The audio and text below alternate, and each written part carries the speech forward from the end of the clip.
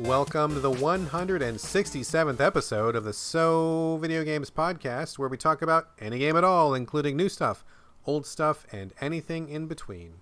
If we are playing it, we will be talking about it. Today we are recording on March 3rd, 2020.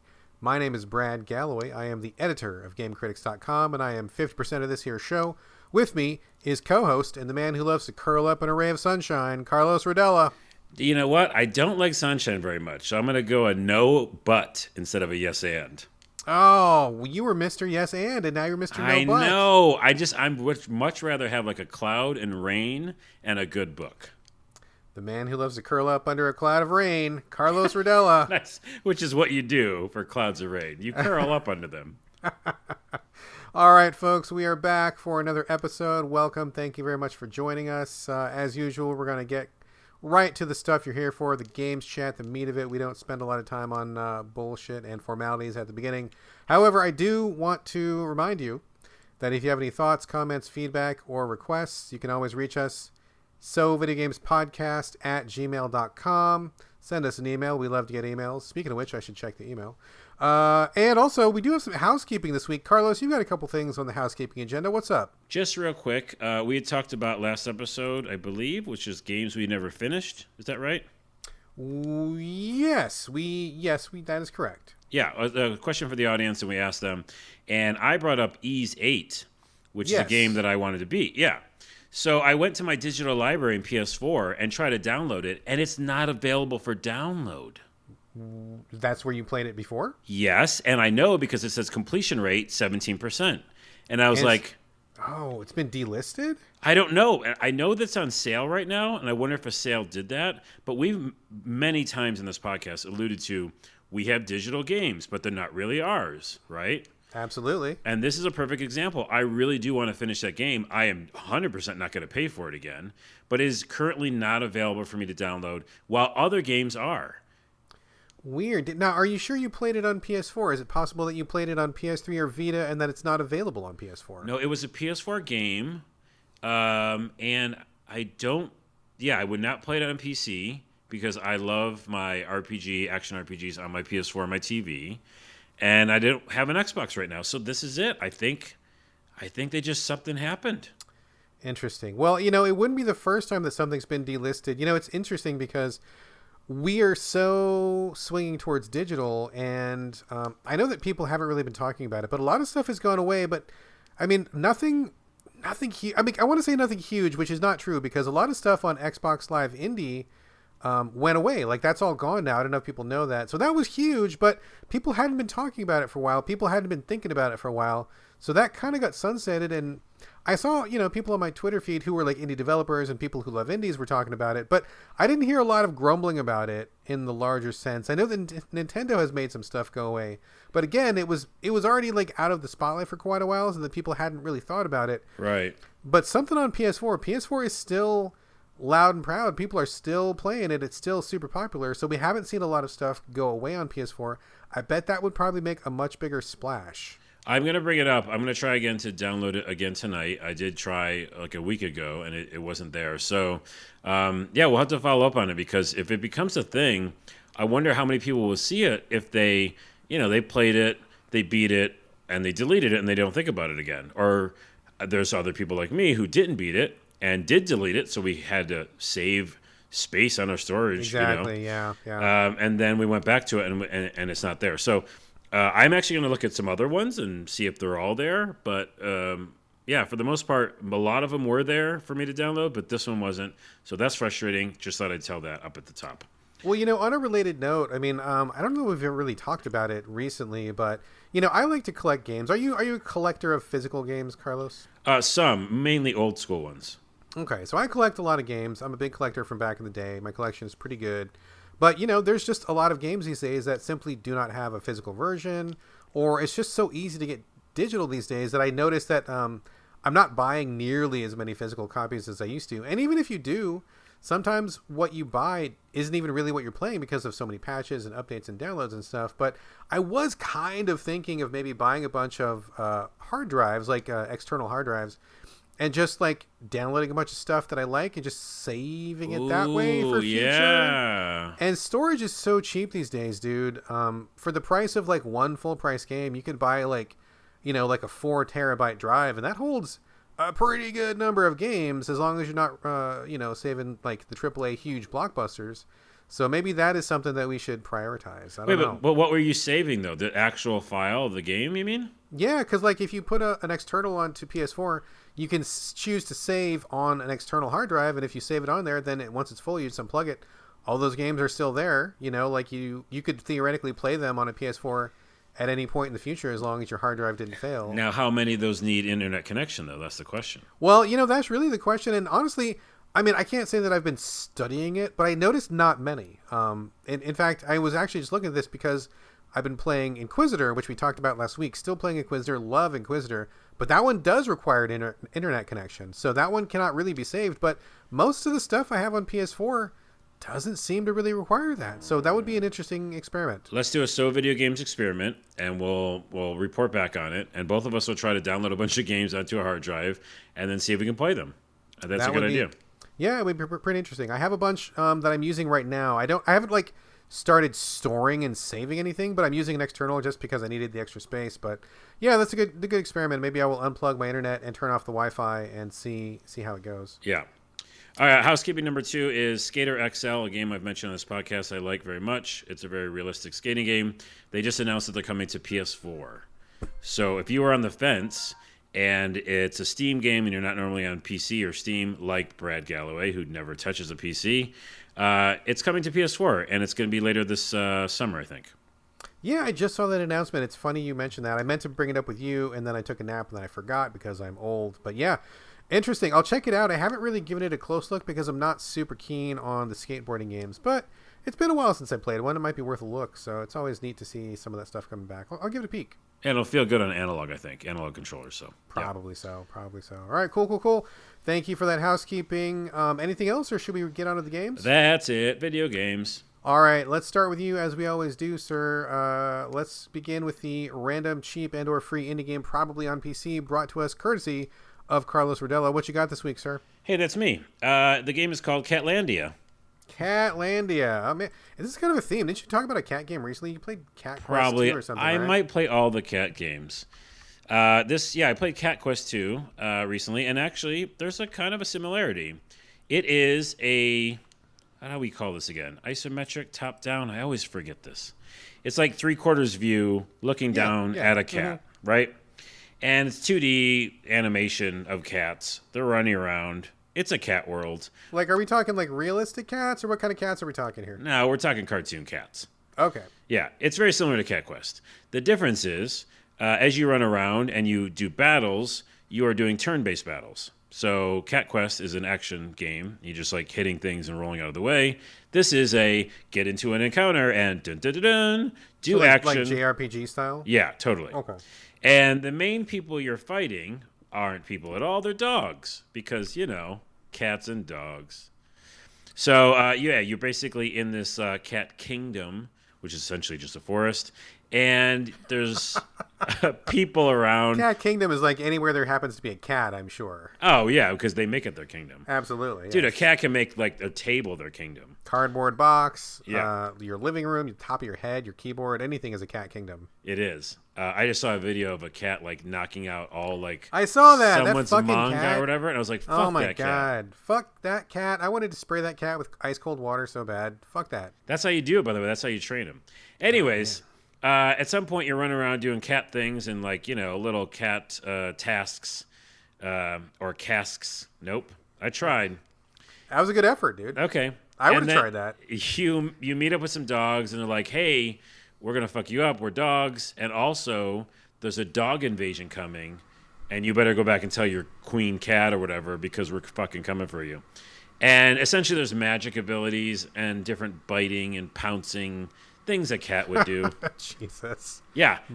Bite for 8 damage. Pounce for 12. Okay. It's interesting, though. There is one interesting mechanic of the bite part where you bite different animals. I guess you'll probably fight other cats at some point. But there's 2 meters. There's health meter and exposure meter. And so if you bite someone enough, they're fully exposed, and then every hit is a critical hit. So Like, are you ripping clothes off them with each bite? nothing shows in the graphics. It's just more of a metric. But yes, okay, I'll say yes. The answer is no, but I'm going to say yes. I'll say yes for the how it looks and sounds. Okay, all right. It's a simple game. It's super cheap. I already forgot because we don't do research on this show. It's dollars, right? It's not much money. It was totally worth it. If you like Cat Quest or Cat Quest 2, and then you want a turn-based version of it, this is your game. Catlandia, simple, some funny writing. They really do kind of do some funny writing. Obviously, a million cat puns. But I mean, how would you do a cat game without the cat puns? Right. There's actually less cat puns than Cat Quest. And I really don't know what audience they're going for. It's not children, and it's got a little bit, I wouldn't say adult humor, but it's definitely humor that is more sophisticated in a way. I mean, can we say single people with cats? It might be for single people with cats. It could be. That could be a box quote. Hey, you want a video game that's an RPG, but also about cats? And are you single? Single and lonely enough to play a game about cats? Here's your game. Catlandia is for you. There might be some also a little bit of like under the trunk or what's the metaphor? Under the hood. It's under the hood. It's not under the trunk. Under the trunk would be in the roots, which would be a really weird place to put something. Although I guess if you want to bury treasure, planting a tree on top of it's a pretty good place to hide it. There's some under the hood stuff. I think a little bit about. There might be some other messaging going on because the dogs are invading. I don't know. I haven't got far enough in. Is this a metaphor? Is this like a sexual thing? Not sexual, but you went there first. But thank you for that. That's where we go. Yeah, I don't know. Check it out. You know what? Check it out. If you're single and have a cat, check out Catlandia. Catlandia. All right, cool. Was it just one this week? That's it. You know. All right. I like cats. You know, besides that cat who fucking threw all the manga flippers. It made me so mad Fuck watching that that cat. video. Fuck that cat. All right, over to me. I got a couple things to rant about this week. First of all, there's a new game called Tempest on PS4, but it is not the same Tempest that was made famous in arcades. I tweeted about it this week, and I got a lot of people upset, and I didn't know why they were upset. And it took me like an hour to figure it out, and then I'm like, oh, that's right. Everybody thinks I'm talking about the classic arcade game, and I am 100% not talking about that arcade game. So yeah, like all you these can't people, shit on the old arcade game at all. No, man, and I like the old game, so I'm not shitting on it. I think it's great. I love the old Tempest, but like I was like, yeah, Tempest sucks. And then all of a sudden, I had like 94 people like pissed off at me in my Twitter feed, and I'm like, why are you guys mad? Because this game fucking sucks. Oh, that's right. Okay, so forehead slap later, I realized my mistake. But this game is literally called Tempest. Like there is no, it's not like Tempest the Pirate Adventure, Tempest on the High Seas or anything. It is just Tempest. I like how both yours was about pirates. Well, it is a pirate game. Oh, it is a pirate game. Yeah, that's why I called it that. So the game is called Tempest, no subtitle, and it is a pirate game. I saw the video. It looked kind of janky and low rent, but I'm okay with that sometimes. You know we're okay with jank as long as the game is kind of interesting. So I got a code from PR, so full disclosure, PR sent me a code. And this game's awful. It is terrible. It's so bad. I even struggle to even understand the process of why someone bothered to bring it to PS4. Probably to like mistakenly sell it based on the strength of the trailer and like hopefully get some deceptive sales. But so like it's so bad I didn't even finish the tutorial. That's how bad it is. The game begins and it's like, yeah, you're a pirate and you're in this little boat and you're on the sea, and then all of a sudden there's like a ghost pirate, and then like you're sunk, and then your pirate ship's gone, and then you're like in a tutorial, and I'm like, wait, who am I? What is happening here? It's moving way too fast. This doesn't make any sense. There's no context for anything. Very next thing you know, they're like, yeah, here's how you fire the cannons on your ship. And it's like this really janky, you're this tiny little ship, third person, pirate ship on the ocean, and you've got these little lines coming out from the side of your ship, which I guess signifies where your cannons shoot from. And they're like, this is how you shoot, push the button. And I'm like, okay, push the button, cannons fired, got it. And they're like, go to your objective. And there's like a dot on my map, like a red dot. So I go there, and there's nothing there. I'm like, well, what am I supposed to do? And like you look at the tutorial message, still up there, go to your objective. And I'm there, like I'm on the objective, glowing red dot. There's nothing there. I'm circling around for anything. I don't see anything. And then in the distance, I see an enemy pirate ship. So I'm like, okay, well, maybe that's my objective. So I go over there. That pirate ship one-shots me, and I sink. And I'm like, okay.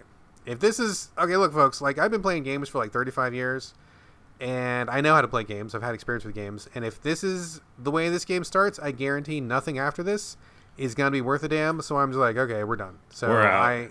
I'm out. Like you can't start a game that poorly and expect me to stick around. I'm out. Is it a ship combat game then?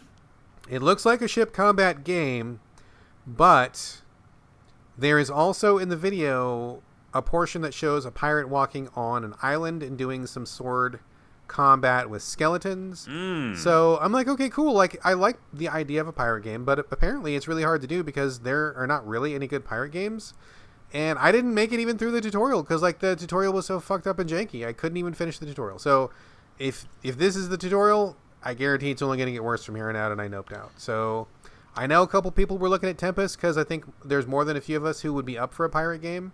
This is not that game. Don't check out Tempest. This looks terrible. And is it early access or was it just like a full release already? Nope, it is a full release. Okay. And I was talking to Dan Weissenberger, who was also playing it at the time.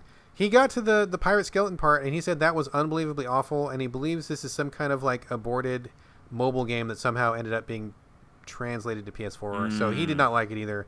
Stay away from Tempest. All right, well, we need a good pirate game then still, because I would go in for some good pirate game. How do we not have a good pirate game, dude? How? Tell me that. I mean, I know that people like, what's that one first-person pirate game that's on the Xbox One? Sea of Thieves? Sea of Thieves. I tried that. That's not what I really want from a pirate game. It's not what I want either. And actually, I want a one-player pirate game. Absolutely. Like, let me just sail in a boat, give me some quests, let me get off on land, let me make my character, make some, like, busty pirate lass, or I can make some weird dude with a peg leg or something. Hey, like, wait, it doesn't seem hard. Are we coming up with a good question for next week? What are the good pirate games out there?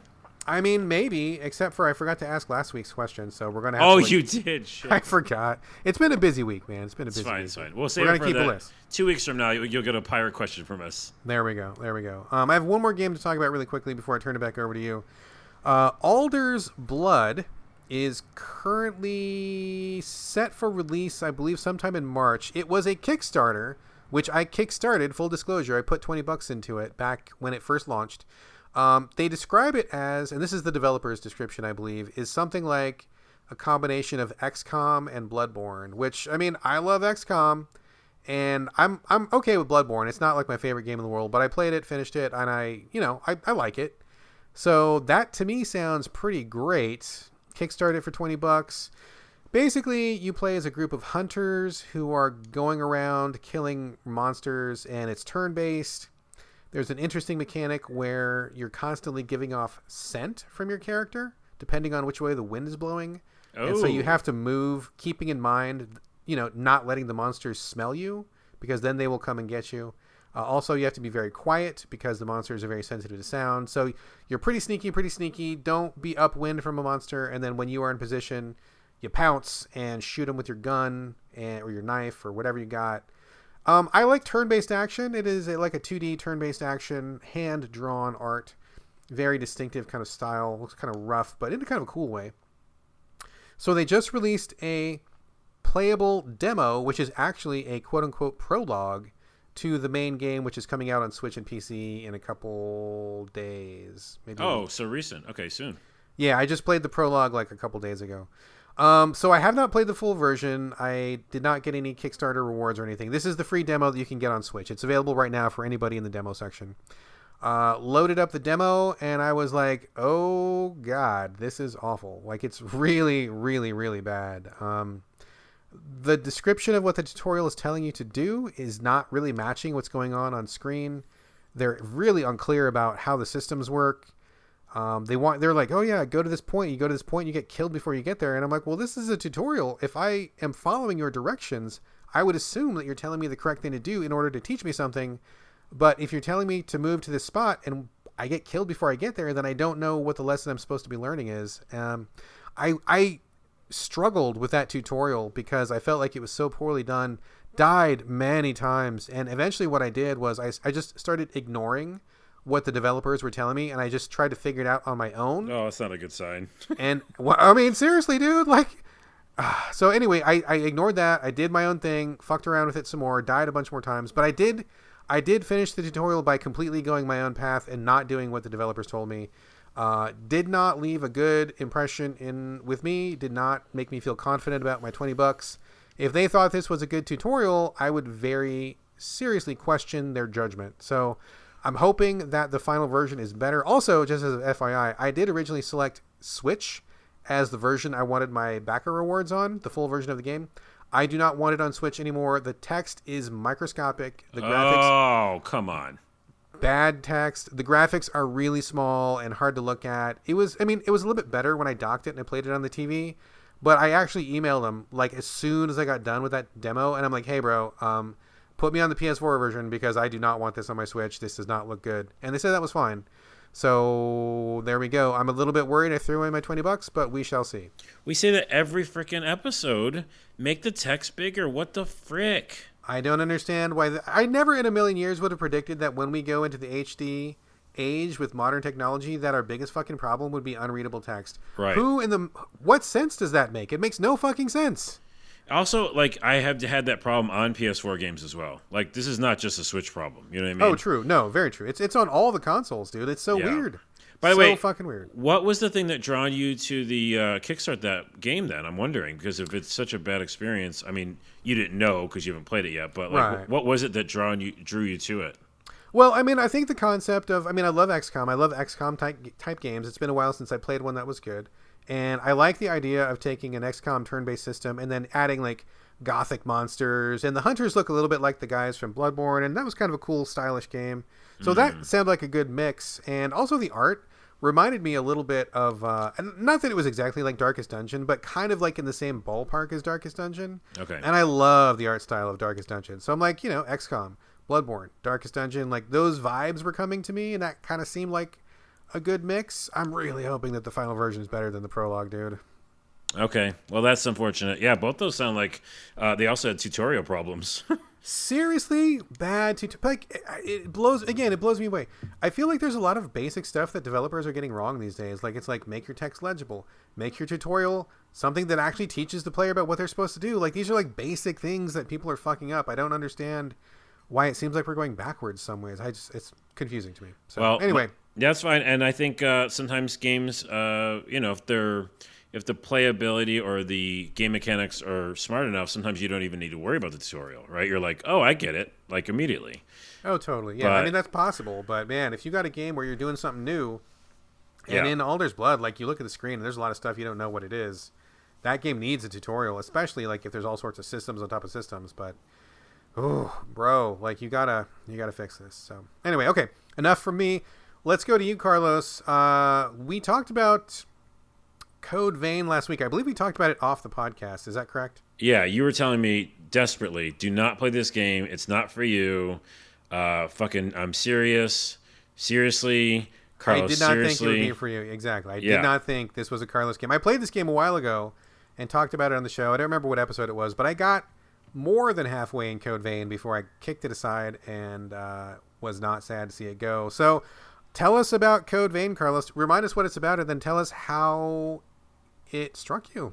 Yeah, I have a love-hate relationship with this game, but I am actually very glad that I played it. So that's kind of my upfront.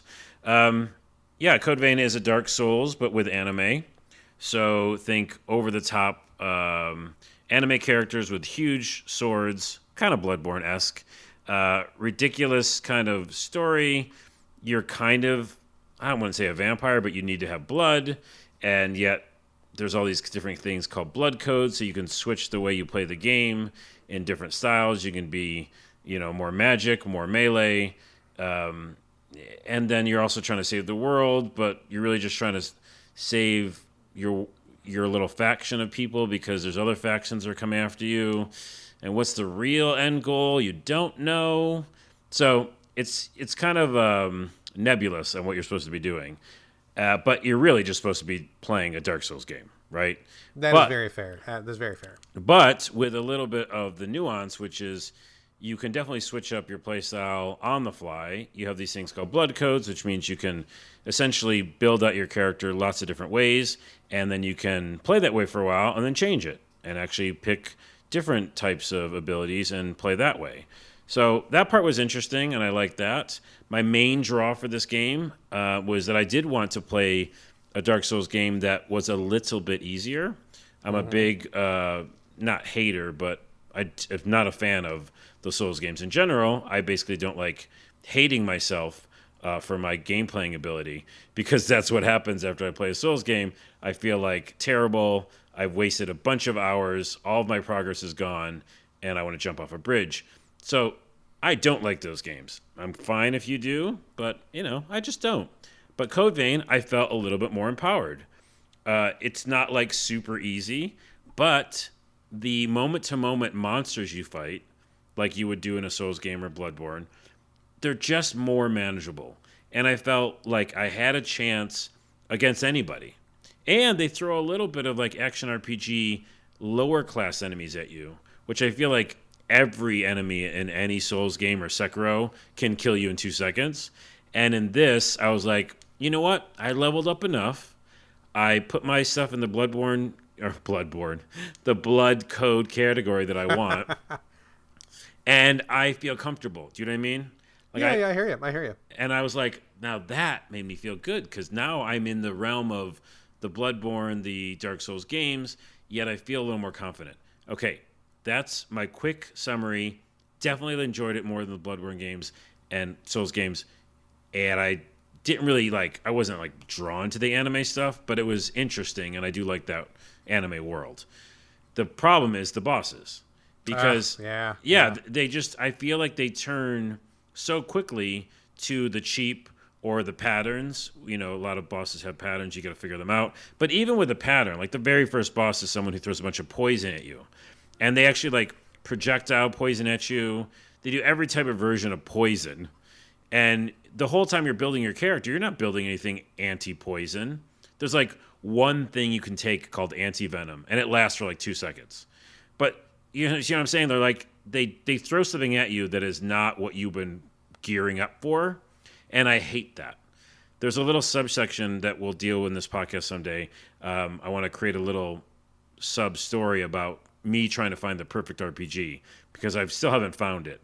And this makes me so mad, because there's lots of elements that I like here, and a lot of Souls elements I like, and a lot of action RPG elements. But that boss and those bosses, I can just tell if the first one's this bad. I just don't want to do it. It just felt cheap as fuck to me. They only get worse, dude. Take it from me. They only get worse. Well, I just don't understand, who are they making that game for then? I know there's this is a bigger discussion, and we need a whole podcast for this. But the get good people in the world, I just can't deal with those people. Anyways. Go ahead. Well, so like I said, I played a bunch of Code Vein. I wanted to play a Dark Souls and I also had heard that it was easier than Dark Souls. I mean, I've played all the Dark Souls games. I've finished them all. So nobody at me about I'm not good enough or whatever, or get good or any shit like that. Because I played them all, and I finished them all, except for Sekiro. Fuck that game. But I did play that game all the way to the very last boss and quit on the boss. Different story, different podcast. So, but anyway, point being, I can hang with these games. That's not a problem. But this game, exactly like you said, that was a very good observation. They kind of, with the blood code system, let you switch back and forth between builds. You can choose whatever weapon you want. You can change, you can pick and choose your spells, and you can almost, if you grind enough, because you do have to grind a little bit to activate some of these powers. But you can basically build whatever kind of character you want, and if you don't like it, you can switch anytime, which is fine. But when you do get to these bosses, just like you said, they build these bosses with a very specific win strategy in mind, and if you are not able to figure that out, or if you perhaps have not unlocked the correct powers in order to do that, you're hitting a really tough wall. Now, for me, the first boss I got through okay. I think I just got lucky because it was built for what I was, which was fine. I got to the second boss, and I got my ass fucking handed to me time and time and time again, and I could not do it, no matter what. And so I ended up going to an FAQ, which, number one, is a big strike, because when I feel like I have to go online, that's a big bummer to me. But went online, and it was the thing that I needed was a spell that I had not unlocked yet, because I had not been spending time with the wizard class or whatever. And so the stuff that I had was not really effective against this person at all. So I had to get out of that battle. I had to equip a skill set that I hadn't been using. I had to grind a little bit to level up the spell that I had not unlocked. Once I unlocked that spell, I beat that boss the very next time. So it's I got to, and I made some progress. I got more than halfway through, but like every time I got to a boss, I was just dreading it because I was like, "Oh, these are so much harder than the rest of the game." And the dichotomy there is just frustrating because like literally right before that boss, there was like you go to the right instead of the left where the boss is, and there's this massive dude. And me and my, NPC AI buddy, we beat him handily. Like I was like, "Ooh, look at me. I did that roll. I managed my stamina. I used my blood code ability, and we took him down. And I felt like a badass." And to go from that to, like you said, not having the right thing, fuck you. Like, what are you making this game for? That's not get good anymore. That's just like poor management. I'm so frustrated because I like a lot of parts of this, and I even like the weird little hub homeworld where you like go back and talk to people, and it feels very anime. There's just so many cool things here, but I got really frustrated. So I don't know if I'm fully out because that first boss I pretty much had down to like the last piece of health, and then died. So it's not like I can't beat the first boss. It's just frustrating as fuck. Well, let me tell you, dude, you might as well just bail now because those bosses only get worse from there. Each one is worse than the last one. And by the time that I guarantee you, by the time that you feel like you're almost to the last boss and like you should be done with that game, you're only halfway. That game is really long, and I made a lot of progress. The levels eventually get really, really, really, really fucking long and really, really, really, really confusing, but not in a good way. Like, you just feel like you're going through endless hallways over and over and over. It's and not you said interesting. That. I know I heard you say that. But I had to try for myself. Lots of times you do. And I think that this is a really interesting thing about our podcast. I'm not sure if other people do this, but I know that we both do. Is lots of times we play games that are, in quotes, garbage or things that we have frustrations with. But I think that we also get to see a lot of like good things and mechanics that do work in games. Oh, yeah, absolutely. Right? So like I see a world where there's another code vein, and I will have a good time with it. But I needed to do that instead of just saying like, "Oh, I don't play Souls games," right? Like this one got me in the fence and said like, "Well, if they do it better next time, another developer, then yeah, I would play it." So yeah, well, I hear you, man. I think there is a market for slightly easier Souls games because I think there's a lot to like about Souls games, and I don't think difficulty is really the selling point. I think a lot of really smart people would agree with me that they're not really about being hard. There's other things, but the Get Good crowd has kind of taken over that. But yeah, I would love to play. I mean, I love the character creator in Code Vein is fucking amazing. Oh, it's fucking awesome. Yeah, love the character creator is so good. Like it's like one of the best ones I've ever seen. So it's really good. I like the style. Like I was cool with somebody switching it up because Dark Souls games are traditionally, really super dark and grim, and you got a lot of armor and stuff, which is fine. But sometimes you want something different. And I was like, yeah, vampire lady, this giant bustier, and she's got a gas mask and this giant sword. Like, okay, I'm cool to switch it up. Like, it's nice. But this, it just misses where it needs to hit, and it gets off on the right way, but it goes astray pretty quickly. So yeah. All right, well, that's my Code Vein feedback. I might revisit it. I'll let you know. All right, let us know. All right, swinging back over to me, I'm going to be talking about One Punch Man, a hero nobody knows. Oh, I didn't remember you played that. I did not tell anybody that I played it until literally just now. World exclusive. You're the first person who's hearing about it. There you go. Full disclosure, Bandai Namco did send me a code for review purposes. I will be doing a full review at GameCritics.com. Can I pause? Can I pause for a minute? Yeah. Please tell me you liked it. 50-50. Okay. 50-50. Continue. Okay, so first off, have you watched One Punch Man? Yes, I'm a huge fan, and Mob Psycho, and I mean, I'm like a huge fan. So that's like why I want it to be like at least half decent. All right. Well, I do not watch a lot of anime, but me and my son did end up randomly watching One Punch Man, and we did like it a lot. So we watched both seasons that are available. I believe there's only 2 seasons available. Is there a 3rd season? Do you know? No, but you should watch Mob Psycho because, in my opinion, it's the better anime, and it's the same person. Okay. People have mentioned that to me. Yeah, I did know about that. We haven't watched it yet. Same creator, different animator, but yeah. Okay.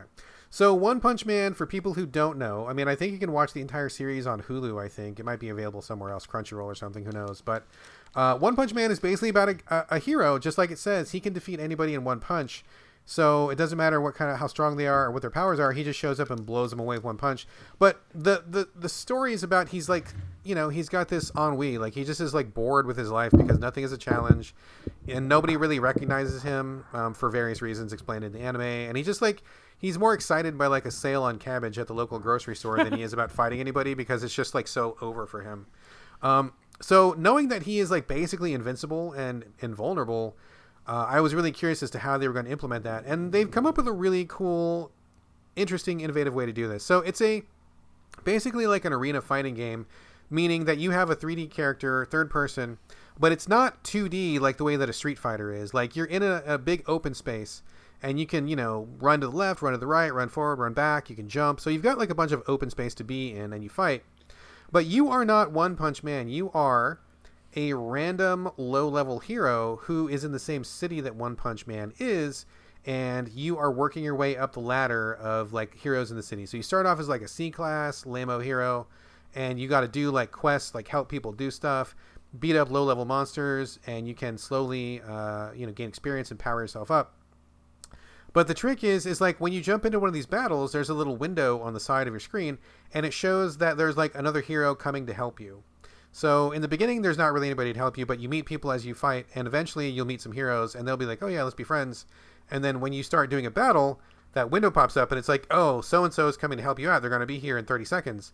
So if you can survive that 30 seconds with the monster that you're fighting, your hero buddy shows up, and then they will like bash the monster when they show up, and you can either switch to them, or you can stay with who you are, and then it becomes like a multi-character fighter where you can swap between them, kind of like Marvel vs. Capcom or something like that. Is it supposed to be co-op and that just making an AI NPC or? It is not co-op. You can only do one person at a time. So like, let's say that you start off as your basic starter character. You fight. You take some damage. Your buddy hero shows up. You can switch to your buddy. You will then control the buddy, and your original character is like off screen, and their life is recharging while they're not fighting. Weird. So it's just you managing a team of heroes, and you swap between them. It works better than I'm probably explaining it, and it makes sense because in the actual anime, that's exactly what happens. Some hero will be fighting somebody, they'll be outmatched. The hero association will dispatch another hero to go help. They will arrive in a few seconds, then it becomes like a team battle. Totally in line with the show. Like, it makes perfect sense if you've seen the anime. It's very faithful to the show. And later on, One Punch Man becomes, your friend. He'll show up, and if he shows up, he kills anybody in one punch. So it's like, if you can last long enough for him to show up, then you win. So it's an interesting challenge. I think it's a cool spin on fighting games. It's something different. I can't say that I've ever played anything quite like it. And it is extremely faithful to the show. Like, it makes narrative sense, cognitive sense. I think that's great. So I think from that perspective, as a fan of the show, I like it. However, there are some caveats to this. It's not like a home run, right? So basically, I think the graphics are pretty rough. I think things look like the show, so it looks okay, but everything is pretty low detail. Animation's not really great. Character creator in this game sucks ass. It's so bad. I tried to make a female character, and she just looks like a dude in a dress. And I don't mean that as any kind of insult. I mean literally, like, they took a male character model and didn't make any changes to how females look. Like, they didn't change the skeleton size. They didn't, they didn't change the way that it moves. It looks terrible. It looks like a really cheap, really janky animation choice. It looks real bad. Like, you didn't think anybody's going to make a female character? Really? You didn't think so? Because I did, and it looks real bad. So that sucks. Also, for a fighting game, the fighting is really fucking janky. Like, it's not good fighting.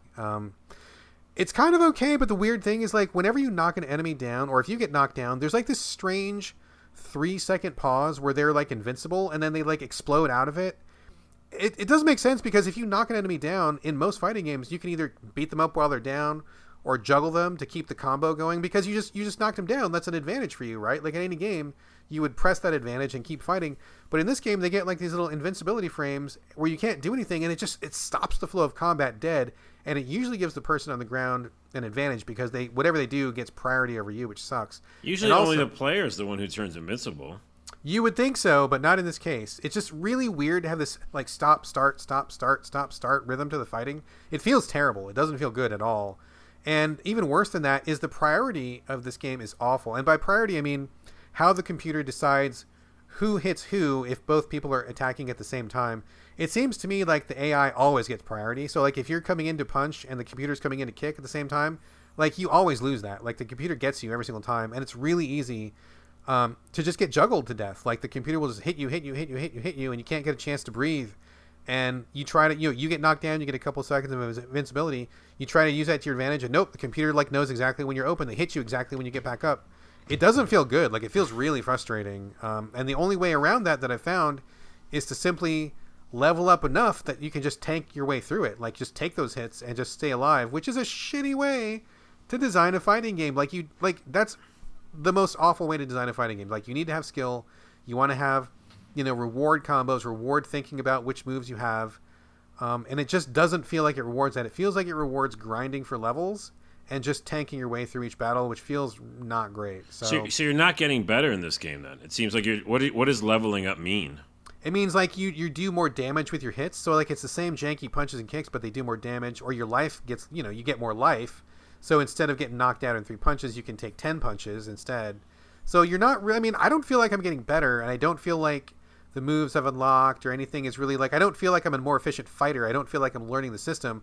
I just feel like I am just tougher in a numerical sense. And then I'm just able to survive longer, and my punches do more damage, and I just beat people that way. But the fighting does not feel good in this, and this is all about fighting, which is kind of a problem. So weird. I don't want to play it. Gosh damn it, that's not a good review. I mean, rent it, because it's kind of cool to see some of those characters from the show. I mean, like, I'll put it this way: if you're a fan of the show, I think it's worth a rental just to see what they've done with it and see, like, oh, you're in the same city that One Punch Man is in. You'll meet like Spring Mustachio and Moomin Rider and all those guys from the show that I think are pretty cool and funny. But if you're not a fan of the show, I don't think there's anything here for you, and I don't think you'll be won over by this. And honestly, I don't think even a fan will probably get through this game because the fighting feels so bad. But what was that game, God Eater? Is that right? That was a game, right? Where you were like super strong and fought like these massive creatures? Yeah, that was God Eater. Yeah. God Eater. I thought it was going to be something like that. Like you played as One Punch Man and like had so many powers that you had to take on these things that are like almost, invincible, but you could still take them on. No, 100% not that. Yeah. 100% not that. So it's cool. It's a cool idea. I think it's on the right track, but they need to fix that goddamn fighting. And the animation, real bad. So anyway. All right, I'm out. Thanks for that. Carlos is out, but anybody who's a big One Punch Man fan, rent it for like a day or whatever. Get it again. on Gamefly I don't know. Or something. Rent. I don't do. What is renting? I know renting's really gone away, but I subscribe to GameFly. We've talked about this before, and I love getting games through GameFly because it's no risk. Just try them out. Don't like them, send them back. I mean, maybe it's your only option these days to rent. I don't know, but I don't know. It's not a great game. All right. Bye-bye, One Punch Man. Let's go over to you, Carlos. American Fugitive. I have never played this. I've been curious about it. This is a game that came out a year or two ago, so we are living up to the Videogames mantra of new stuff, old stuff, anything between. Oh.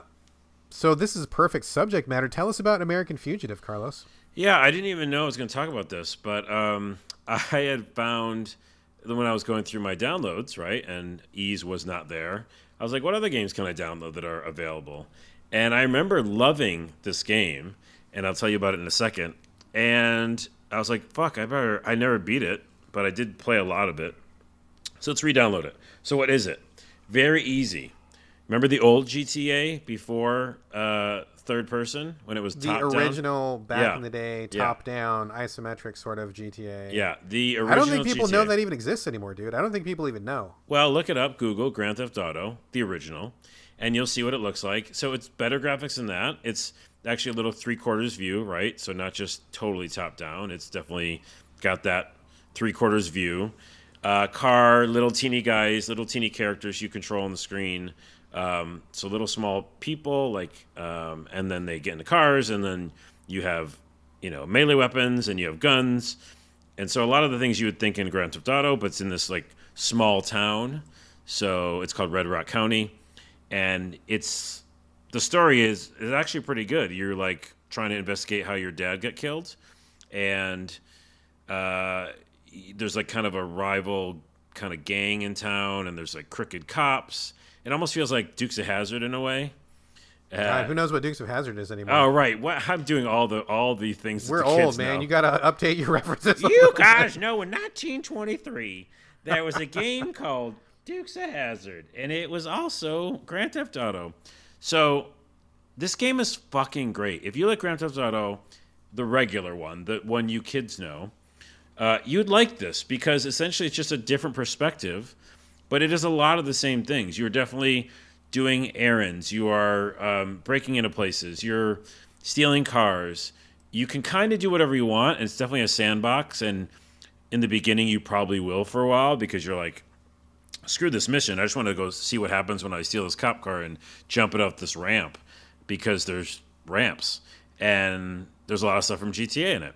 But it's also small enough that it feels like intimate. Like the story is intimate and you want to figure out what happened with your family. You have a stepbrother. He's trying to help it, but he's in trouble. And then, all these little kind of challenges and different things you can do in town are fun on their own. But the sandbox is really good too. And the AI is pretty funny and weird. And I just love it. So I was playing it and just all the way back in. Like it was like, why did I ever stop this game? I'm sure it was because some huge release came out, right? That happens a lot. But as I was playing it, I had this crazy thing happen, which I'll put a link in. Well, we don't put links in show notes, but I mean, we can just send it to me. I can put it. I'll in. give Is it you like a a link. video? Yeah, it's a video. So I made a video because this crazy thing started happening, and I kind of did a voiceover for it, my own voiceover. And I made it a whole story about this woman, Nadine, who is having problems with her man, and he slept with her sister, and it's a whole thing. And what's funny is you can tell these stories because a lot of little things happen with the NPCs in the world, where they might jump in a car and drive off, or they might call the cops on you, or, you're chasing someone down and you got to fight them. All this little stuff happens in this world. And so I started making videos out of the stories. And I actually sent it to the developer, and they shared it. So now Stories of Red Rock County is a thing, and I'm making videos from this game.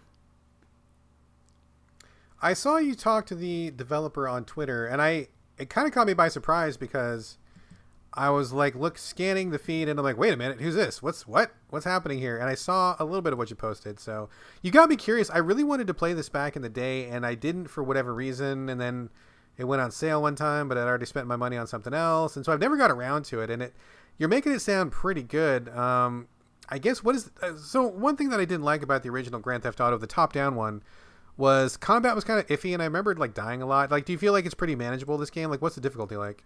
Oh yeah. I think you have to outwardly go for something, you're really doing some bad shit to get cops after you. And also, I feel like your health is pretty good. You have a health meter, and if you eat any food at all that you find, it'll repairs health. So I thought that was pretty cool. You would walking around the woods anywhere, or just even the street, you'll find money, you'll find fruit, you'll find just weird shit would be in the world, right? And if Just like real life. Yeah, just like real life, you find random fruit on the ground. Although sometimes the fruit is rotten, and you can't. It doesn't do. Oh, beggars can't be choosers. It'll still make you feel better if you eat it, I guess. Still eat it, yeah. And then there's weapons and there's money and just random stuff around that I think helps. But also on the flip side of that, I found out if you just don't wear any clothes and just have your boxers on, the cops will be called, and you might get people. Oh, really? So people react to you just being almost naked, huh? Yeah. Anyways, the game is great. I will say this extra mechanic that's really interesting is you can go into any house, but when you go into a house, it's more like a puzzle game. So it just shows the true top-down view of a house, and you pick which room you want to go into. It's not showing your character anymore, right? It's just saying, where do you want to go? Living room, bathroom, bedroom? It's a menu-based thing? Yes. Okay. And then you pick one, and then you can search it, and you'll find things in there, a toy or money or a ring or whatever. And sometimes those are mission-based stuff, you have to go find stuff in people's houses. But it usually has a police alert. So if someone sees you do a crime, just like in Grand Theft Auto, they'll call the cops on you. Of course, you could go beat them up, to make them not do that, but that's mean. And then also, just generally, when you break into most houses, the cops will come at some point. So they give you a counter. You know, like, okay, in 100 seconds or 150 seconds, cops are going to be here. So do as much searching and looting as you can, and then you better take off. Okay. So there's like a little mini game when you go into houses, but other than that, the rest of the game takes place in the outside worlds in your little character. It's just so addictive, dude. You start it up, and just like the old Grand Theft Auto days, you're like, no, I just want to keep playing in this world. Let me ask you, this sounds, I mean, like I said, I was interested in this earlier, and I just didn't get around to it for whatever reason. I mean, you know, you get distracted, the next shiny thing comes down the pike, you forget about it, whatever. I am still interested in this, and I, you know, as the title of our podcast says, I mean, I'm fine going back and playing something that's older. But would you suggest this to be on PS4? Because I know it's on Switch, and the structure of it sounds like it might be okay on Switch, but also I wouldn't want to sacrifice any performance. Do you think I should lean Switch, or do you think I should go with PS4? I think PS4, just because the characters are so small, and I really like the idea of on my TV, like seeing the whole world, like this really cool town, and then seeing my character who's small, but on a TV, it's not as small. So I think you need it. Right. Yeah. But I recommend to everybody. It's Fallen Tree Games is the developer. And I don't know how much it is right now, but it's probably on sale. It's fucking great. Yeah. All right. I thank you for that reminder. I did want to check it out. I will try to keep an eye out for it. Maybe I'll grab it on sale. I'm pretty sure you can GameFly it, you know, if anybody wants to rent it. Yeah. And I'll put a link. I'll give you the link to the new series because I have a new one already recorded. It's called Stories of Red Rock County. That's the hashtag. You can look it up on Twitter. Send me the links, and folks, I for sure will put it in the show notes this time. I know we don't usually put a lot in the show notes, but we will do it this time, and we can check that out. All right. All right. Excuse me. All right. Next game is called Immortal Realms Vampire Wars. This is on Xbox One. It's in the preview program. I was, full disclosure, sent a code for this purpose to talk about it on the podcast. That's what I'm doing now, and I did not have to pay for it. But it's on the Xbox One preview program. I think it's also on PC in like a preview sort of a status. Basically, it is a cross between a top-down turn-based tactics game and a 4X sort of territory expansion kingdom building game. You play as a group of vampires, as you might be able to tell from the title. You're like the starting campaign is like you're Vlad so-and-so, and you're in a castle because where else would you be? And you are expanding your territory. Humans start some shit on the edge of your kingdom, and you need to go and stomp them out. And then eventually you just go and, you know, expand your army by capturing territory. The map is divided up into sections, and so you can take little teeny characters and go to the next section, capture that section. If nobody owns it, then you own it. You can you earn, you know, blood, which is like power to do stuff from the villages. And you can recruit humans to turn them into vampires for you. You can go to graveyards and caves to recruit other kinds of monsters. You can get like a vampire bat that can be an ally for you, and magic using vampires and night vampires and archer vampires and stuff. So you put together an army and you kind of like expand across the land. You fight other vampires that you encounter. And there's also a card system where you get these cards which activate powers, and there's also a skill tree system, which is the more experience you get, you can activate different skills for your people, your different like commanders in your army, give them like improved damage or, you know, a magic spell or something like that. So that's basically what it is. I put a couple hours into it. I mean, just to be totally honest, like 4X games are not really my thing, although I'm surprised we don't have more vampire games. So I was probably more interested in the vampire side of things than I was in the 4X side of things. It's okay. Not my jam. I mean, number one, text is tiny in this game, which is a big problem. I feel like I'm saying it every fucking time we talk about a game. The text is tiny in this game, and I realize it's in preview. Hopefully they're going to fix that. But the text is really small. But other than that, it felt really complicated to me. Like there was a lot of systems going on. Hard to navigate through the game just in general because it's not really super intuitive about what you're doing. I mean, maybe it would be more intuitive to people who are very, very experienced with the 4X genre. I am not so experienced with it. And so I found myself constantly struggling about, I want to select this thing. Wait, oh, I'm in the wrong menu. Hang on a second. Back up. Wait, am I selecting the right thing? No. Okay, wait. Oh, here it is. Here it is. And then kind of like slowly making my way through it. It was definitely not like a pick up and play sort of a thing. A lot of stuff to learn, a lot of systems. And one thing that I didn't care for was there is a story mode, which I appreciated, so that was good. But when you're actually doing the campaign, like it feels like your characters are kind of generic placeholders. Like you don't, like you get a commander of your army, right? So like I had a male commander of my army, and he looked like a little dude in armor. And then I got a female commander of my army, and she looked like the exact same dude in armor. And I'm like, well, these guys don't look different at all. Like their portraits are pretty generic. Them on the screen in the battlefield looks generic. And the turn-based section, when you get into a battle, it goes to like a top-down view, and you're looking at your little units on a grid. And, this guy can move so-and-so many squares, and this guy can shoot his arrows this many squares over. I mean, it's pretty basic turn-based tactic stuff. It was fine. It was fine. I mean, it just didn't grab me, Like, there's nothing really wrong with it, and I get that it's still in preview, so there's still time for it to grow. But I guess I'm just not really into the whole 4X thing. And I have played a lot of tactics games, and I'm used to playing those, and I like those. The tactics in this one didn't really grab me. Nothing wrong with it, but I'm just like, not feeling that spark.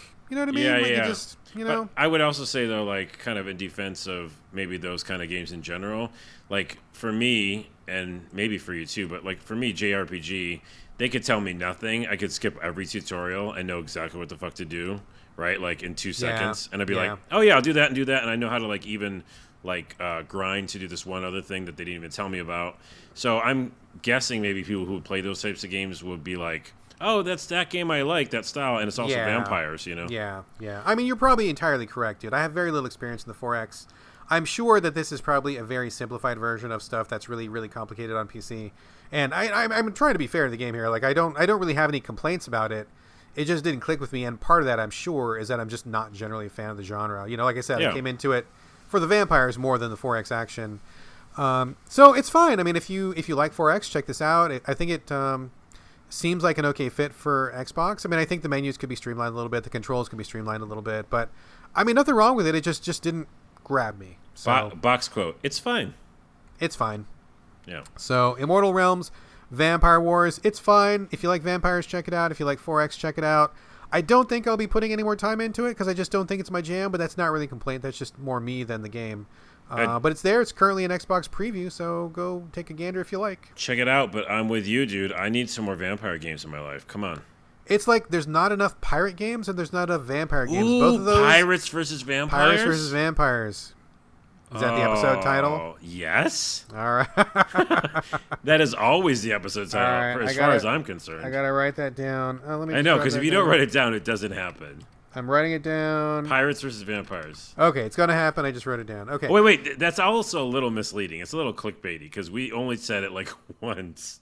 I mean, aren't all the titles clickbaity, though? Isn't that the point of having a title? It is, but at the very end of the episode, let's mention one more thing about Pirates versus Vampires. All right. Let's talk about Final Fantasy VII, dude. Final Fantasy VII Remake Demo. I saw that it dropped 2 days ago as of this recording. I jumped on the tweeters and I said, Carlos, the demo is out. I feel like we have an obligation to our audience to listen, to play. I mean, I guess we got to listen to it too, but to play. Yes. You agreed. We both downloaded it. We both played it, and we're talking about it right now. We both beat it, right? Oh, yeah. Got through. The demo's like what? Maybe like half an hour, 20 minutes, something like that? Well, given the last boss, we could talk about that in a minute. But yeah. Okay. Ish. Ish. So, Carlos, I mean, I think most people listening to this podcast have an idea of what Final Fantasy VII is, but this is the remake demo promised by Square Enix for a billion jillion years. It's finally on PS4 to download. It's not a PS4 exclusive, is it, or is it? I don't know. I don't think it is. No, I don't think it is. But no. I think the demo is only on PS4 right now, for the time being anyway, but it's up on the demo section in the store. You can download it right now. I'm sure you already know about it if you're listening to the show. But, Carlos, tell us about the Final Fantasy VII Remake demo. Full disclosure, as you always say, I never beat it in the olden days, which is crazy. Oh, really? The original FF7? Okay. I'm a Final Fantasy fan. I've played pretty much every RPG ever known to man. I've beaten a lot of them, quite a bit. And 7, I remember the ending. My buddy was playing it, and I was watching him beat the ending. So I know a lot about what happens, but I definitely didn't like beat it myself, which is totally different. Like it's a totally different experience. So, and I totally forgot it because it's a million years ago. So going into this demo, which is just a little teeny sliver of one section, I remember parts of it, and then I wouldn't remember huge parts of it. And also because it is remake, not just like a full. Well, I don't know what the different terminology would be, but I feel like they did a couple things different, right? Like that's the plan for them. Yeah, like it's not a remaster. Let's be clear, because maybe some people are, Right. are maybe confused about that. They're taking Final Fantasy VII. I mean, totally redoing the graphics, but also they're making changes to the story. They're changing some of the structure, and in fact, I believe the current plan, when they do release this as a game, you can pre-order it now. It's not even the full game. I think they're just talking about what was the Midgar section Yep. of the original Final Fantasy VII. That's going to be like game one, as far as I understand. So Yeah, like they're episode. changing a lot of it. Yeah. Yeah. So yeah, the way they structure it with episodes, and also the way they just the moment to moment stuff feels different. So Big time. when you have like someone like me who can't even remember the fucking game and didn't really fully beat it, it just feels like a new game to me. Like it feels a game. Like so, if you liked Final Fantasy 15, younger people, which I liked quite a bit, it's pretty much that action system, like that action RPG system. It's like that. And right away, as soon as I started it, I was like, because my heart is in a really good place for Final Fantasy 15. I miss it all the time because I just really spent so much time with that game. So it was like going right back to that game, and I was like, "Ooh, I like this. This is exactly what I want." Really enjoyed that a lot, and then I guess I'll just jump to the bosses because there was quite a few of them. Kind of like mini bosses. Before you get to that, why don't you describe like the changes? Like, tell us like what it is about, like how it felt, what was different. Because I think there's a lot to talk about before we get to the bosses. I think I know what you're going to say. Yeah. So like, I mean, back in the day, this was like super polygon, real basic JRPG style, pretty radically different. I mean, wouldn't you say? Yeah. So the original was a PS1 or PS2. I feel like it was a PS1. Yeah, and so obviously polygonal, very clunky graphics, but also beautiful cutscenes. So it was kind of a mixture of both, and people loved that about it. They were like, "Wow, this is groundbreaking in the cutscenes, and it looks beautiful." But then also moment-to-moment gameplay as running around as Cloud was pretty old school looking. And if you pick it up now, you'll be like, "Whoa, that's like an old school RPG." But the action, role-playing section of it was really good back then, and now essentially what it is updated graphics to a huge degree. I mean, probably like an absurd degree, dude. Like it's so far removed. It's so beautiful. It's actually like the actual gameplay is probably better than Final Fantasy 15. I think the way that looks on the character models are like, on par if not better. So it's like totally upgraded graphic-wise. It feels like the action system of the old as well as Final Fantasy 15. So I feel like if you like both of those, and it's primarily action RPG, I'll say, but there's definitely times where you pause the game and you issue orders. So it's got that turn-based element still in there, and you do use that quite a bit. So healing is health potions, right? Or Phoenix Downs to bring you back to life. All those you're hitting the X button on PS4, and you are pausing the action, right? So let that be known, because in Final Fantasy 15, I feel like I was just always, running around and hitting things. But in this one, they definitely have that kind of harken back to, okay, we're going to pause the action and let you do some things and then go back to it. I also say this, you only in this demo have one ally, and to switch between the two, you kind of have to in this demo. And I didn't like that, because I like my RPGs where I pick one character and I let the other people just kind of do what they want and give them orders. Now, you can give them orders, but it just seemed like, especially in this demo, and I wonder what you thought, I feel like I had to be both of them. Did you feel that? I did feel that, but if you go back and replay the demo, there is an option at the very beginning of the demo that says, would you like the classic style, which is where it's just like you're saying, where you stay as Cloud and they just do their own thing. I think I didn't try that. I think I tried the middle option, if I remember correctly. I forget what that was, but there was a couple different system options. I think one of them was called Classic. I think that's the one that you kind of want. There was the update, and then I think there was easy mode or story mode or something like that. I don't remember which one I chose, but it was not the classic mode. But yeah, there was ability to switch between. I mean, so I think the graphics, like you said, I mean, amazing. They look really good. Like, I mean, it looks just like Final Fantasy VII, but it also looks nothing like Final Fantasy VII. It looks like what you remember it looking like, but it looks a jillion times better than what it looked like. And the way that they've changed it, like the way you're running through the levels in a third-person way, is totally different than it was in Final Fantasy VII. I mean, it just looks so crazy and cinematic and gorgeous in the way that only Square Enix can do. But I was a little bit overwhelmed with the controls. I noticed that Coben Heat. Do you follow Chris Kohler on Twitter? Do you know him? Yeah. He's getting a lot of shit right now because he mentioned that he felt a little bit overwhelmed with the controls, and I felt the same way. And of course, all of a sudden, people are coming up with, game editors don't really play games. Game editors suck. They don't have any skills. Blah, blah, blah, blah, blah. He's taking a lot of heat. I feel really bad for him right now because he's a great guy. I've worked with him in the past. He knows his shit. He's been around for decades. So, don't throw Chris Kohler any shit. Are you kidding me? He's a fucking OG. But anyway, I felt the same way. I felt like there was a lot to learn in that demo if you were going to interact with all the systems. I felt like a lot of it was pretty overwhelming, and they were throwing a lot at you in a very short time. I grabbed most of it, and it was okay for most of it. I kind of fell down with the issuing orders part. What I ended up doing is switching back and forth between myself, Cloud, and Barrett, who is your companion in this demo. I would just have to switch back and forth between them to give orders, and apparently there's some way to give orders without switching to them. I didn't quite figure out what that was. It's L2 and something, but it seems like my problem is, and I'm bringing it up early, is because I didn't like the fact that he shoots, right? So he's got a gun arm. Exactly. And so there's certain things you have to shoot. Like you just can't jump stuff up and that's hit. flying in the air and stuff like that, yeah. So it's not like you could issue orders very easily, it didn't seem like. It seemed like you had to just, fuck this, just give me the wheel. And just do it. I'll be him and do it. And I did not like that. That didn't feel, that felt weird to me. So, yeah. Yeah, I agree. It was, and it was a lot. A lot was happening. I didn't play Final Fantasy 15, so I don't have any experience with that particular game.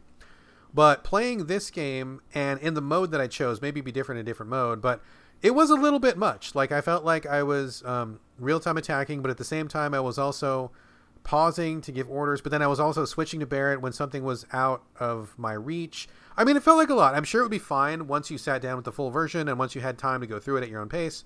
But in this demo, I felt like they crammed a lot, and there was a lot to pick up. It was very different than what I expected. And so that part happened. But I overall, in terms of presentation and how they're approaching the design of this game, I gotta say I am really impressed. I didn't think that Square Enix would really pull this off. I haven't been a big Square Enix fan in a while. I'm not much of a JRPG fan anymore, and I'm not really a Final Fantasy super fan. I think I've played all of them except for 15 and the one that was an MMO. But I think I've played all the rest of them, and I'm just not into them anymore. I'm just not. But this one actually did kind of want to get me fired up again. I was like, oh, okay, well, this is very deep and rich and very cinematic, and you're in the action, and it's very it looks great, and you're just doing things all the time. So it did kind of get me interested in this. I thought that was pretty cool. Yeah, but that's what frustrates me so much, because I'm the opposite. I'm a massive FF15 fan. I'm a big fan of this genre. I like what they were doing with the action in the demo, but a couple things that really bothered me were, one, this idea of staggering. I guess that was in the old one. I can't remember if it was in the old one, but when you stagger enemies, you can really hurt them, but you have to do certain things to stagger them. So you have the abilities, you have magic, and if you do a certain ability or certain magic, then you stagger an enemy, and then you can really hurt them because they're falling down or something. But lots of times they made that the norm. It wasn't oh, that's pretty cool, I did extra damage. It was no, you're going to do you had to do it. Yeah, you do 3 damage in this motherfucker because, and again, that's what I alluded to earlier. Not the main boss, but just a mini boss in a regular level, this tank guy. And you're yeah, you better stagger him and then also hit him for 1,000,000 times. Number 2, by the way, fucking make your dogs easier in video games. Dogs aren't difficult to take down. I am so sick of this. I'm standing on my soapbox right now. I'm putting another soapbox on top of that soapbox. Fuck dogs that are difficult. What was your issue with the dogs in this demo? 18 hits, motherfucker. No, it's a dog. How about 2? It's a dog. All right? Interesting. I didn't have the problem with the dogs at all. You didn't? No, I didn't have any problem with the dogs. I noticed they were a little bit tougher, but in this demo, Cloud and also Barrett, they both have different attack modes. Barrett can do like a super powered shot, and Cloud can change his Buster Sword stance. Yeah. And so I switched into the heavier stance, and it was no problem. I got through the dogs, no big deal. The stance might have helped with the dogs. If you do normal though, so this is my point. If you do normal stance, which is again how most action RPGs are, there's no stances. It's normally just you swing a fucking sword, and it's leveled up or not. I'm getting angry. You hit the dog, and okay, it's like 10 hits, and you switch your stance, and it's 2 hits. Cool. But it wasn't. In the regular mode, it was like 15 hits for this motherfucking dog. And that doesn't make any sense. Like, you switching modes shouldn't be that big of a disparity. You know? Wow. Anyways, there's the other thing which I won't go too far into because, whatever, we talk about too much. But I just, the boss at the very end, if you want to leave a good, like, sensation or taste in someone's mouth, which I think is the wrong metaphor, maybe don't have the boss last like 5 stages of boss and have a bunch of cheap shots because all those missiles fuck off. They're so dumb. They hit you no matter what you do. I was like rolling or dodging. None of it. I would always get hurt. And every time I healed in that fucking boss fight, I get hit. Every time. The only time I didn't get hit is when I was behind a special thing you're supposed to be behind when he shoots his eye laser, and that's okay. But then the rest of the time, you just get hit. I despise that ending. I hated that they made that boss so hard, and it really soured the whole thing for me. It really did. I mean, there's a lot in that demo. I think that Chris Kohler was exactly right. And anybody who disagrees, I think, is maybe fooling themselves a little bit. Because, I mean, I think it's a great demo. I came away with it feeling pretty positive, but I absolutely agree with what you're saying because I was frustrated with it at certain points just because they're having you do so much, they're introducing so much, and they're trying to tell you, like, all of the game systems in the get-go, which I think is kind of a bad idea because you're literally just picking this up for the first time, and you're learning about, like the stances. You're learning about pausing the action and going through not only magic spells, but also your abilities. You're learning about those meters. You're learning about, the switching and picking different targets. You're learning about locking on. You're learning about dodging and blocking and also countering when you block, but only if you're in the other stance. You're learning about running, but that doesn't work when you're in the combat mode. You're learning about taking cover behind something, which only happens with one boss. And you're also learning about like when you should be like using your potions and not, and when you should be using your Phoenix Downs and not, right? Like that's a whole section. So you're right. Yeah. I think it's just too many things. It felt like a lot, and it also feels like because of how rich the graphics are and how close to the action the player is, like you're not in this like God view looking down on enemies on the left, heroes on the right JRPG battle. Like you're kind of in the battle and there's explosions and Cloud is swinging this giant sword and he's dashing all over the place. Like there's a lot going on. That's a lot in your face. And if you are just trying to learn the systems, it's kind of a rough crash course. So, I mean, I came in with it pretty positive and I think it actually turned out better than I was expecting. But at the same time, I would definitely want to take like 10 steps back and be like, okay, let's go back to square one. Let me like actually take the time to learn these controls when I'm not like getting my ass kicked by a boss. Don't tell me like 3 different new mechanics that only work on this one boss about staggering and then switching to Barrett to do the lightning attack, but then hang on a second, I got to heal, but hang on, I got to take cover behind this barrier. Like it was a lot for the demo and I think it was too much. I think they made a mistake with that, but overall, I mean, very impressive audio visually, very impressive in terms of like how thoroughly like a remake this is. And to kind of circle back to your point earlier, I mean, I did play Final Fantasy VII back in the day. I believe I even still have the original disc that I bought back then. I was okay with it. Like it wasn't like my favorite game in the world, but it was fine. It's been like, I don't know, 20 years or something since that game, 15 years or whatever it's been. And I don't remember nearly anything about it. So as I was playing this game, I'm like, fuck, this is basically just like a brand new game. Like right. I saw people on Twitter nitpicking certain things and be like, oh, that's, this building was in the wrong place and I can't believe they did this thing. And I'm like, dude, how do you even remember all that? Like, did you just play this or something? Because this felt like brand new shit to me. And I'm not about to go replay the old Final Fantasy VII to look for differences. I'm just going to take it as a new experience. I'm going to just take whatever comes and I'm just going to see what it's like now rather than play the super fan nitpick game and go back and, do whatever. So, yeah, to your point though, I think that they could have easily, in the beginning, it's kind of fun because you're like this ragtag group of people and you're like breaking into somewhere. But then they could have either cut to another section, or even before that had a part where you're just walking around like looking at the world and like RPGs do, like this is a town, this is an inn, like this is how the game works, and then throwing you into it, because as it stands it's just a nonstop like, and there's also a bomb. There's a motherfucking bomb in this game, like in the demo, and you're like the second half, instead of after beating the boss and like feeling good about yourself and leveling up, you literally are running away the whole time, and then fucking enemies attack you on your way out, and they're difficult. They're not like easy guys. Like I had to like go switch my stance, you know what I mean, and take out these like peon guys as I'm leaving a place where a bomb is blowing up. I think it's, I'm gonna say it out loud, piss poor design. I really think it was like I'm turning it to Brad. But I just think it was so shitty, because I have played 15 recently, and I love that fucking game. And you're seeing it for the first time, really. This mechanic and stuff, like, this is 15. Like, this is a lot of what 15 did well. But the way that they did this demo, fail for me. It's like a big fail, especially because I was so excited when I started it, and I just left really frustrated. And I had to beat that boss, but... Yeah, well...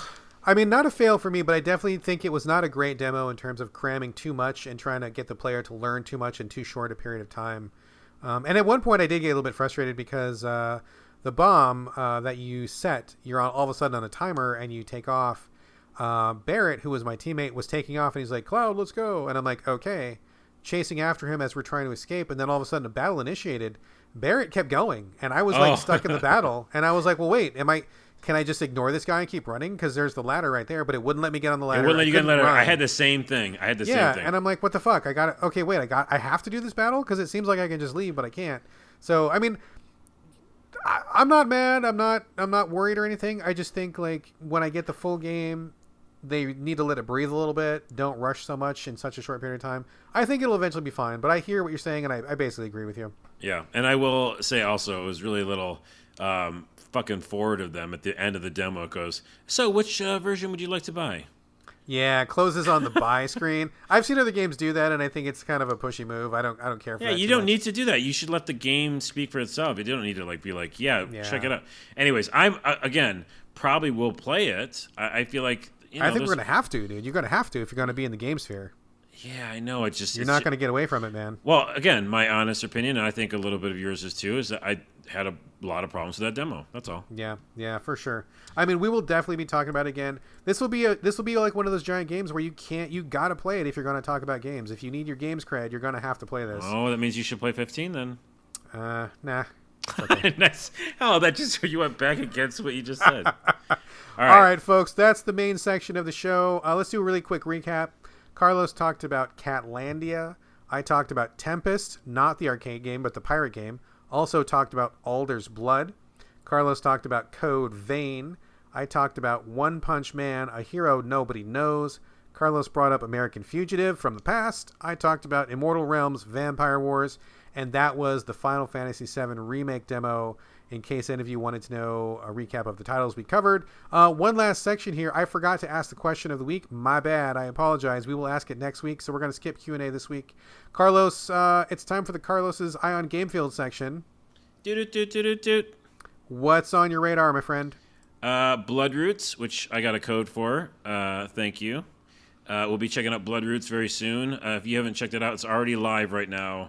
It seems very up my alley. Cartoonish, but also bloody and kind of an action game. It just looks ridiculous and fun. Go watch the trailer, because the trailer is what got me back into that game. I think it's very, very funny. It's saying, well, I'll let you just watch it. Also on my radar, Baldur's Gate 3. They had a great showing at PAX East. They basically did a whole full demo that was a little off the rails. Things went wrong, but that was why it was so cool. Essentially, it is the team behind Divinity Original Sin. That's who picked it up.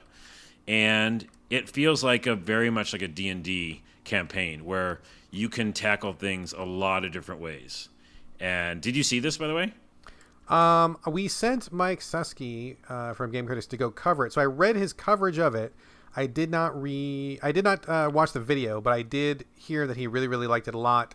and I know that people love the Divinity games. I haven't spent a lot of time with them, but I am curious about this one. Yeah, I'm beyond the moon. No, above the moon. Am I beyond the moon? I'm not sure what you're talking about. I'm beyond the pale at this point. I'm over the moon. I'm over the moon. Over the moon is what you do. Okay. Gotcha, I'm over the moon for Baldur's Gate 3. I loved Divinity Original Sin. I just know that I'm going to love this the way that so many different things can play out.